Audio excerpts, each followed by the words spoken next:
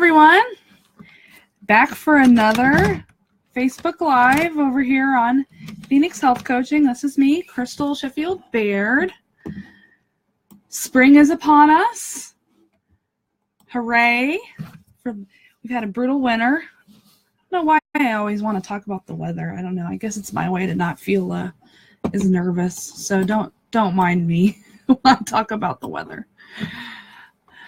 So, and I'm not sure if you guys have been aware, but my Facebook Lives have been sleep themed due to March being Sleep Awareness Month. And it kind of getting a fairly bad rap, when you hear health coaches or you hear personal trainers or you hear doctors, we are on that exercise and that nutrition like nobody's business. Everybody wants to talk about what you should be eating. Everyone wants to talk about getting 30 minutes activity. Not as many people are talking about getting that 8 hours of sleep, or what your 8 hours, maybe yours is 7, yours is 9, but getting your optimal amount of sleep kind of falls by the wayside. It's getting more and more prevalent. I feel like the research is building, and we're all kind of getting more familiar with this idea that sleep is vitally important. We do spend a third of our life doing it, so it is important. But right now I'm not going to talk about sleep in and of itself. What I actually am going to talk a little bit more about today anyway is the idea of having a morning or an evening routine. I could very well be just this huge absolute nerd, but I go on YouTube and I like to look at things about productivity and more motivation, things kind of in my lane. As a emotional wellness coach, all these things are important to me. So I look up what people's morning routines are, and there is thousands of YouTube videos on this. Oh my goodness. A lot of people subscribe to what they call the miracle morning.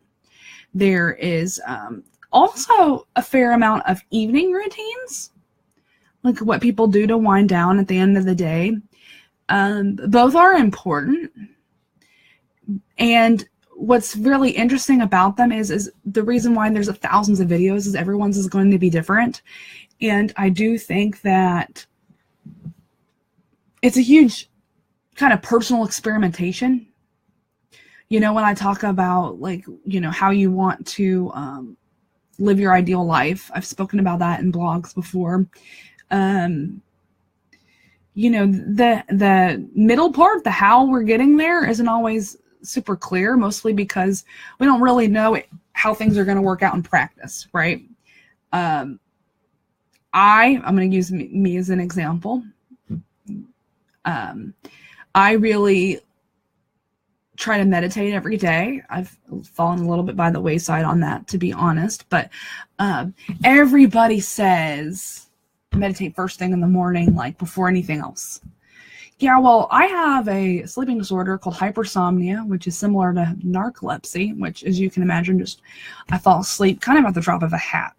So trying to meditate right as I'm waking up for the day, terrible idea.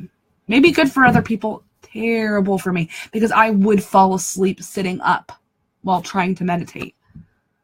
Yeah, not good. Not really helpful at all. So I've realized for myself, I have to shower in the morning. That's one way for me to wake myself up. And then I go into that other morning routine stuff that people talk about with yoga and meditation or journaling or reading. A lot of people talk about different things like that. I have to have something that's going to wake me up. And usually a shower will do it before I can do anything else. And everyone's different in that way. You may not have a problem falling asleep sitting up. But that was definitely something I had to learn on my own. Not other people are going to experience that. Now, in the description of this video, I kind of put which is more important, morning routine or evening routine. And most people are going to say that morning routine, how you wake up in the morning, is going to set you up for success. And I agree with that to an extent, but I'm actually going to go ahead and be the have the unpopular opinion. I think an evening routine is actually more important. It's a little bit harder to pull off properly because we're usually kind of, you know, if I talk about willpower and your like self-care tank, you know, like a gas tank, and it being towards the end, at the end of the day, that's why we kind of slip up at night typically with our habits. It's because, you know, we have a cognitive load, and it's highest in the morning, it's lowest in the evening. So it is harder to do, to have a good evening routine. But I feel like it actually is better at setting you up for success, because if, you know, you are constantly staying up way late on social media, on YouTube, you know, doing whatever the case may be, that morning routine, you know, you can have something that you want to do every day. It's not going to work because you are already kind of waking up on the wrong foot in a lot of ways. You know, when I have a rough evening and I don't shut down when I mean to shut down, I have 10 p.m. is my cutoff for myself. If I don't do that, the morning, you might as well forget about it. Me waking up and me exercising or me doing anything, forget about it. I just stayed up super late. So, and like I said, it's harder to pull off on a lot of times, but it's so worthwhile because, and I talked about this last week, and I'll go into it a little bit. Even if you just have the one like ritual of winding it down, and for me, I think part of this, related but not exactly the same, is having that dedicated cutoff time of like, no more work, no more this, no more computer. I am winding down at 10 or 9:30 or whatever, you know, whatever it is for you. Having that is what's going to help you have the better morning and be able to do some of the things you want to do in the morning. So you kind of have to make sure that that nighttime is actually recharging you.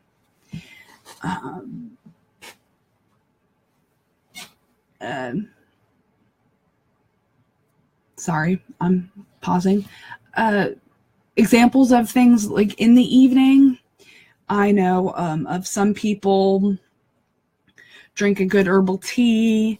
I tend to do that in the morning, but that's beside the point. Meditating, journaling is a big thing at night. I'm someone who's kind of struggling with that, but it's something I do want to implement more in my life. So journaling is a big one, especially kind of cultivating like that gratitude practice of what went well today, you know, kind of to keep you on track and maintain that perspective. Meditating is another one that is popular at night, though it's not something I do often just because I, again, with my sleeping issues, tend to fall asleep like that. So it's not like I can just lay in bed and be able to meditate. Affirmations is one that I see quite a bit. You know, you can YouTube and you can surf all day long and find a lot of these different things. I find that for me, I do look at what other people do. Again, taking it with that kind of grain of salt, because it may not work for you, but it'll definitely give you some inspiration and some ideas of like, you know what, that does, you know, sound like something that would benefit me. Or, you know, like I said, just trying one thing at a time, even if it's just, this is my cutoff time, and this is the one thing I'm going to do for myself to give my brain time to relax and wind down for the day. Like, I feel like if you just start there, then you can build on that. That's the whole point, I think, that people don't realize about morning and evening routines. You don't just wake up one day and go, okay, I'm going to wake up and I'm going to meditate for 30 minutes, and then I'm going to do yoga or run for 30 minutes, then I'm going to journal, then I'm going to cook myself a healthy, nutritious breakfast, and then I'm going to read my book, you know, or write, or whatever the case may be. It doesn't work like that. It doesn't happen like that. You can't do all those things at once. No, we may want to be that, hey, I want to be that person who does all these things. It can't happen tomorrow. You know, that's why I really stress, just do the one thing. One thing, take 5 to 10 minutes out of your day, but do it every day. You know, that 2-hour routine that I just described, you're going to have something come up. Oh, I overslept about 30 minutes. I can't do this 2-hour routine. You know, we get into this very much an all or nothing point of view, which is not helpful. If you do the one thing, it takes 10 minutes, not that much time commitment or investment, you will be able to do that. And if you don't beat yourself up. It was the one, you know, just get back on track the next day. We just get really stuck in this almost perfectionist mindset of, if I can't do all of it, then I might as well do none of it. And that is completely not healthy or even true, because anything that you're doing for yourself is still better than the nothing you were doing yesterday. So let me see if, okay. All right. Yeah, I don't seem to have any questions that I'm seeing. Maybe someone posted on something else. Nope. All right. Well, I'm sorry, I paused. I hope you guys have a wonderful afternoon. Trying to make this one a little bit shorter than the last ones. I tend to ramble.